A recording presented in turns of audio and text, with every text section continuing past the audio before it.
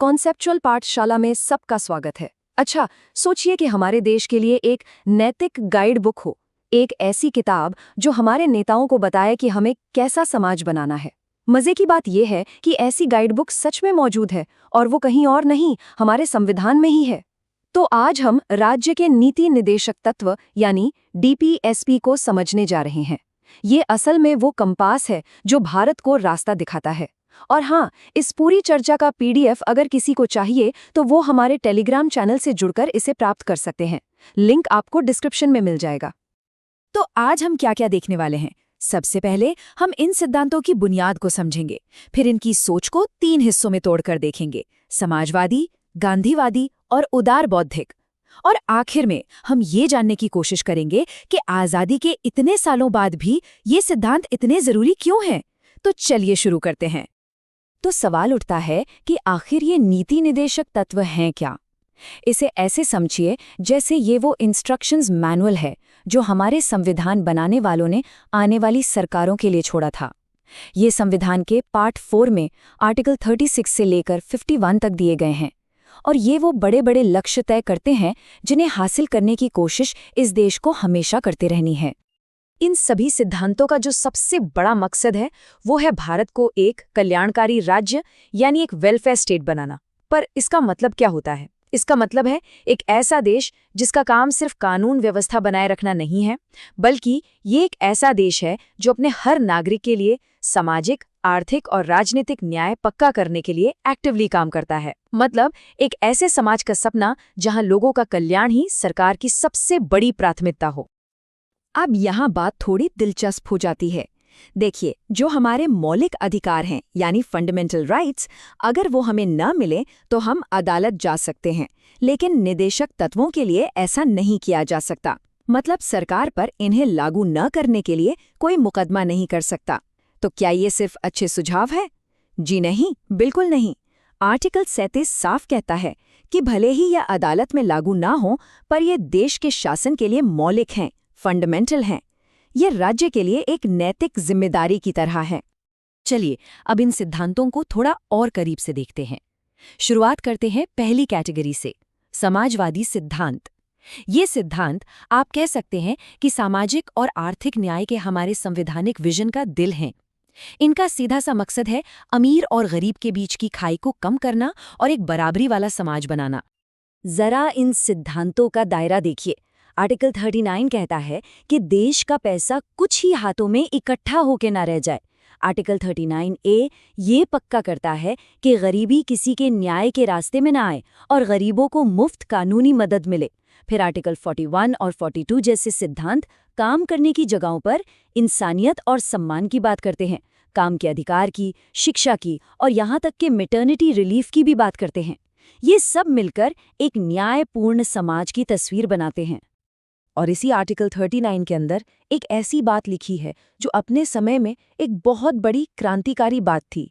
Article 39D ये कहता है पुरुषों और महिलाओं दोनों के लिए समान काम के लिए समान वेतन। ये सिर्फ एक आर्थिक सिद्धांत नहीं है, बल्कि ये लैंगिक समानता यानी जेंडर इक्वालिटी पर एक बहुत मजबूत बयान है जो हमारे संविधान में एकदम शुरुआत से ही मौजूद है। समाजवादी सोच से अब हम आगे बढ़ते हैं एक ऐसी विचारधारा की तरफ जो भारत की आत्मा में बहुत गहराई से बसी हुई है।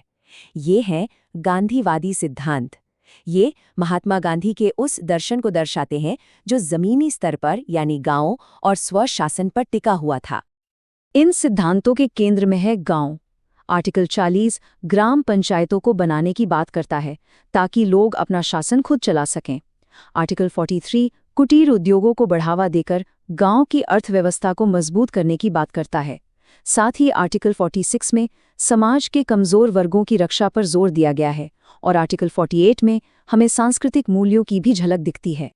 इस आर्टिकल 40 पर थोड़ा और ध्यान देना जरूरी है। ये वो बीज है जिससे भारत का पूरा पंचायती राज सिस्टम उगा है। ये एक अकेला सिद्धांत हमारे देश में स्थानीय स्वशासन का संवैधानिक आधार है जो हमारे गांवों में लाखों लोगों को अपने फैसले खुद लेने का अधिकार देता है।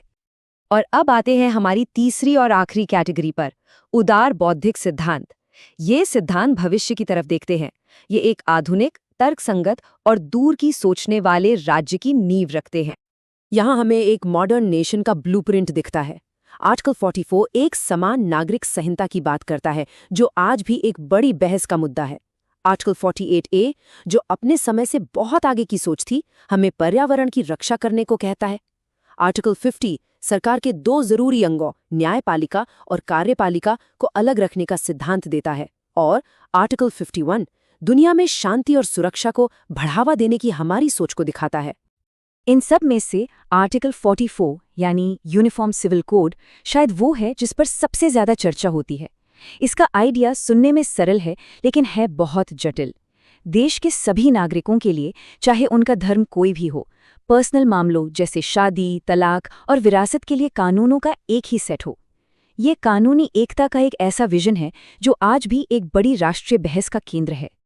तो इन तीनों तरह की विचारधाराओं को समझने के बाद अब हम एक बहुत ज़रूरी सवाल पर आते हैं।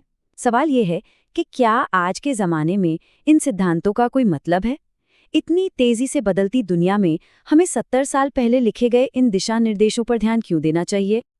इसका जवाब है हाँ, इनका महत्व बहुत ज़्यादा है।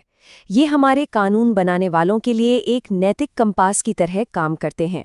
ये सरकार के लिए एक तरह की आचार संहिता है। और सबसे ज़रूरी बात, ये वो पैमाना है जिससे हम नागरिक अपनी सरकारों के काम को माप सकते हैं। ये सिर्फ राजनीतिक लोकतंत्र की बात नहीं करते, बल्कि एक सच्चे सामाजिक और आर्थिक लोकतंत्र तक पहुंचने का रोड मैप दिखाते हैं। और यहीं पर हम एक सोचने वाले सवाल के साथ अपनी बात खत्म करते हैं। जैसे जैसे भारत आगे बढ़ रहा है, नई चुनौतियों का सामना कर रहा है, जैसे क्लाइमेट चेंज, टेक्नोलॉजिकल रेवोल्यूशन और ग्लोबलाइजेशन, तो हम इन निर्देशक तत्वों के ऊंचे आदर्शों और एक आधुनिक देश की हकीकत के बीच संतुलन कैसे बना सकते हैं? ये एक ऐसी बहस है जो हमेशा जारी रहेगी। कंसेप्चुअल पाठशाला में हमारे साथ जुड़ने के लिए धन्यवाद।